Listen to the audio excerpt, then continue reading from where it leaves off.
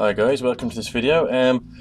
This one is update number 3 for the Ork Trukk. I've actually taken it on to the next stage now, which is to make a trailer for it, which you probably saw from the thumbnail. But basically wanted to take you through the changes I've made to the truck itself, and then talk about the trailer a little and my ideas for it, that sort of thing. So, let's not waste any time. Let's crack on. So, quick overview of the changes first. So, I've finished off more of the bolts, got it all sorted. Oh, there goes a wheel again. That seems to be a running theme with these videos. But nobody wants to see that stuff. This is what people like to see. Exhausts. Everyone loves exhausts on old trucks. And these, as you can probably tell, were custom made. I basically made from styrene tubes in this case. Somebody's asked for a tutorial on that, so I'll see what I can do. I'll see if I can put together a tutorial. It's actually fairly simple, but yeah, that's coming. The doors still work and whatnot. I don't know whether to do something about the underside of it. It's a little bit unfinished. I probably need to do a piece of rod from there to there, and then just make everything tidier. It doesn't look right under there, if you ask me. So that's that. Sorry, this video is going to be massive if I keep going on like this. And then we've got the trailer. So, built from I-beams, stuck together, made to look orky, so everything's got sort of panels on it here like that. What you'll notice is that there's 6 points. Now the distance between these two and these two are the same. The reason for that is that there's going to be magnets on the end of these, and that is what's going to form the connection points for the modules that are going to go on top. So the idea is I will have module there, or a full length one, and I can swap out the loadouts on the top. So I could have a flat platform there and a crane there, or I could have a flat platform there and an oil tanker or barrels and things there, or a big gun or something. I'm not sure what I'm going to do with the very front there, but the reason I wanted to put a lot of detail and do it this way is I wanted to have a lot of I want to go into a lot of detail on this part of the model, because it's going to be on show on a lot of the things I stick on it. I mean, in theory I could just stick one thing on and leave the other bit bare. I don't know why I would do that, but could do. It's a loadout. On the front we've got a really simple rod that goes into, we've lost another wheel, on our ever decreasing wheeled truck, goes into there, no problem at all. And that's basically how the whole thing sticks together, slides in nice and simple.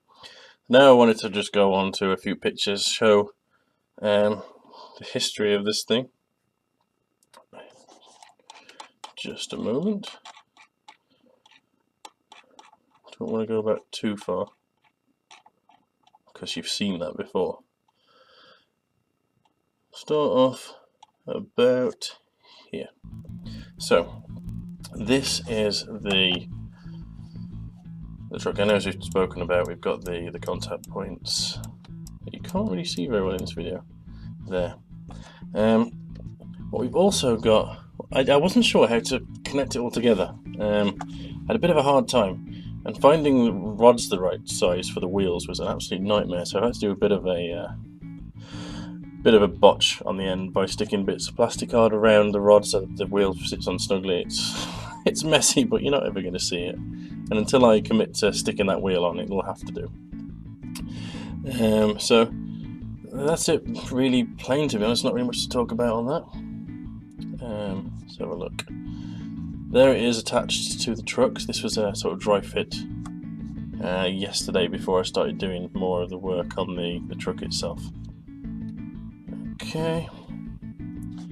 Here I wanted to go into a bit more detail on the stacks. So what we've got is I made the holes in the top bit actually with a knife rather than the drill. It's fairly easy to do. These are just the same bit of rod cut twice at an angle and stuck on top, and then you've just got bands of different sizes, and then some thicker with bands, and then just dotted rivets all over it around those bits there. Quite simple, to be honest. It won't take long to make a video. I'll probably just pre-cut all the bits and then stick it together in no time. Really, it's nice and simple. There's just a close-up of the detailing I'm putting on things. Again, it needs more detailing. I wasn't sure about these bits here. I think I've seen that used in construction before, and it's a very temporary method. So what I was going for there was sort of a very temporary method of sticking two joists together. Not joists, eye bars. I don't know the correct word for it. Sticking them together and just making it look a bit more orky. And as you can probably see from the way they're staggered, that they're offset and they're staggered, and I tried to make it as straight and yet look orky.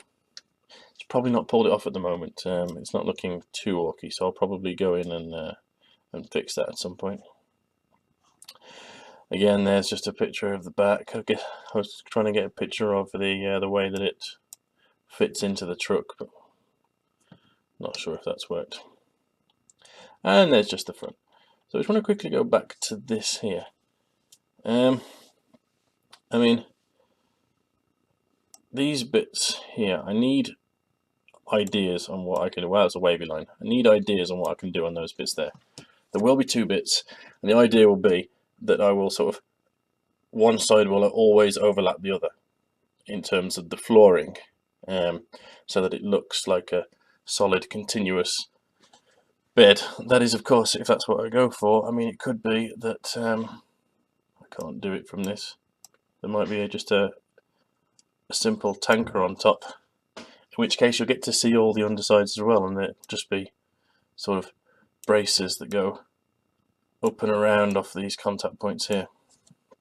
That sort of thing. That's really bad drawing. Come on, you. It could be that I have one long one.